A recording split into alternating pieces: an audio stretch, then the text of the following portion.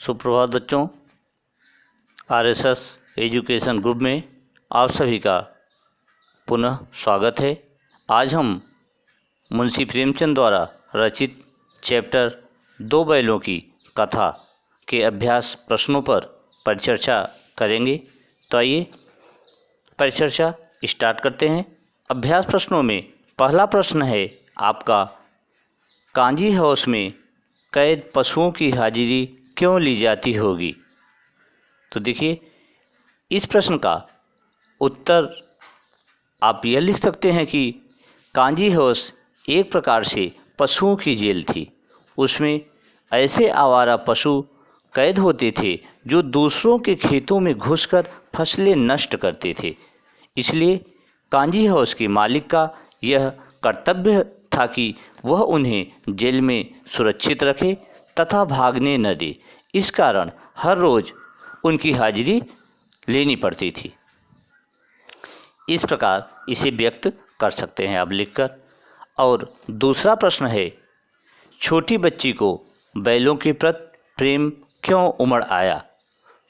तो इसका उत्तर आप लिखेंगे, छोटी बच्ची की माँ मर चुकी थी। वह माँ के बिछुड़ने का दर्द जानती थी। इसलिए जब उसने हीरा और मोती की व्यथा को देखा तो उसके मन में उनके प्रति प्रेम उमड़ आया।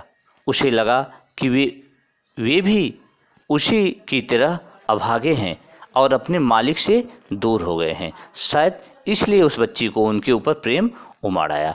और बात करते हैं प्रश्न नंबर 3 की। तो तीसरा प्रश्न है आपका, कहानी में बैलों के माध्यम से कौन कौन से नीति विषयक मूल्य उभर कर आए हैं। तो इसका उत्तर आप लिख सकते हैं कि इस कहानी के माध्यम से निम्नलिखित नीति विषयक मूल्य उभर कर सामने आए हैं। नंबर 1, सरल सीधा और अत्यधिक सहनशील होना पाप है। बहुत सीधे इंसान को लोग मूर्ख या गधा कहते हैं। इसलिए मनुष्य को अपने अधिकारों के लिए हमेशा संघर्ष करना चाहिए। और दूसरा पॉइंट आप लिखेंगे, आज़ादी बहुत बड़ा मूल्य रखती है। इसे पाने के लिए मनुष्य को बड़े से बड़ा कष्ट उठाने को तैयार रहना चाहिए। और अगला पॉइंट आप लिखेंगे, समाज के सुखी संपन्न लोगों को भी आज़ादी की लड़ाई में योगदान देना चाहिए। तो इस प्रकार से आप तीसरे प्रश्न का उत्तर लिखकर व्यक्त कर सकते हैं।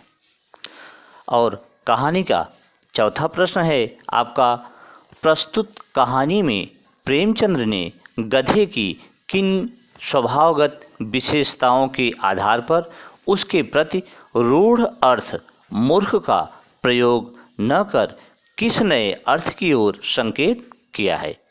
तो उत्तर आप लिखेंगे, गधे के स्वभाव की 2 विशेषताएं प्रसिद्ध है। नंबर 1 मूर्खता, नंबर 2 सरलता और सहनशीलता।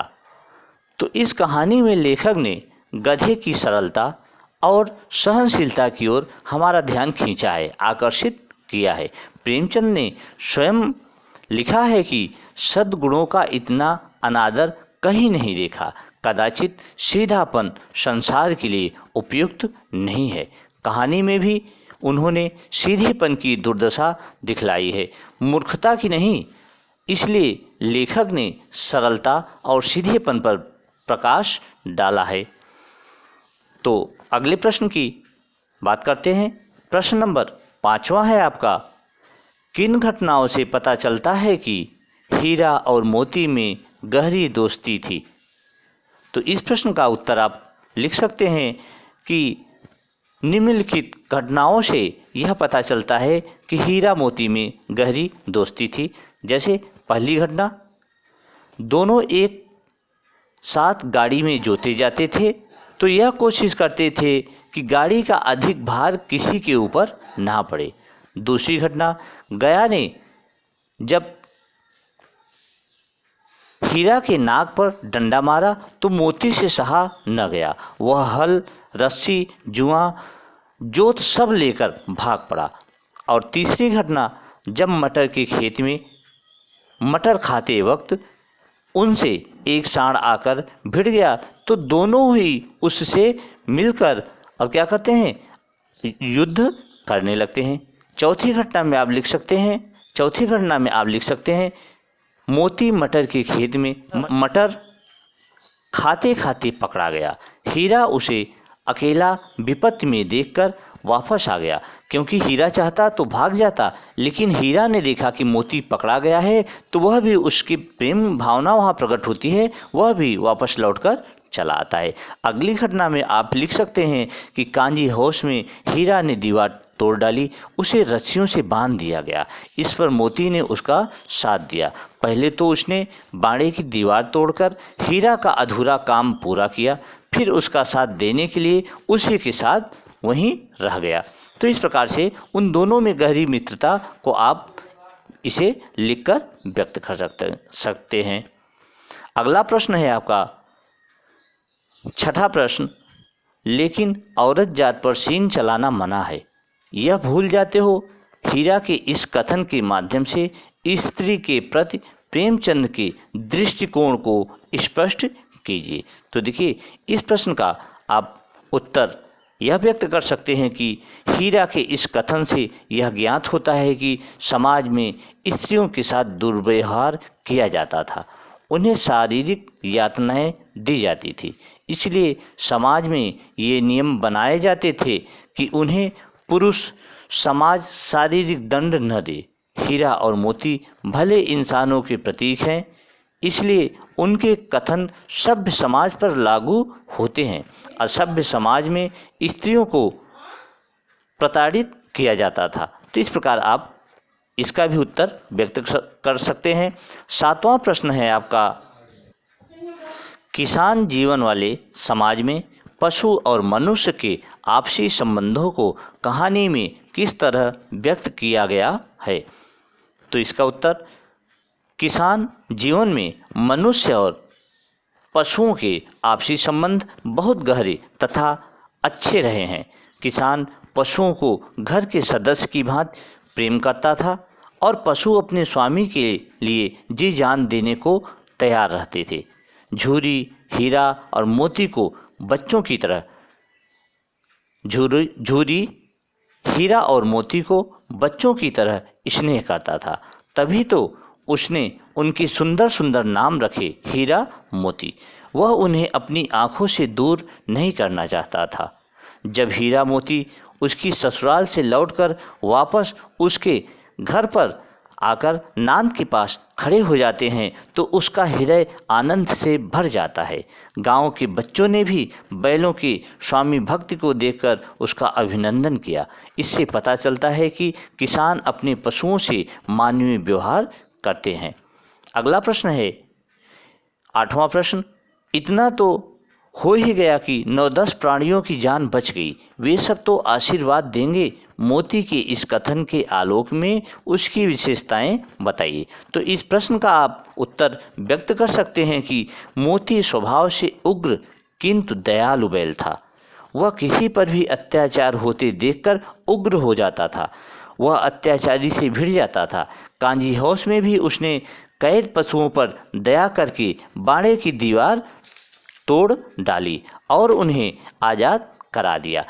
इस पर हीरा ने उसे बताया कि अब उस पर मुसीबतें आएंगी, उसे भी रस्सियों से बांध दिया जाएगा। तब मोती ने गर्व से कहा, ऐसा बंधन मुझे स्वीकार है। कम से कम मेरे बंधने से यह तो हुआ कि 9-10 जानवरों की जान बच गई। अब वे सारे मुझे आशीर्वाद देंगे।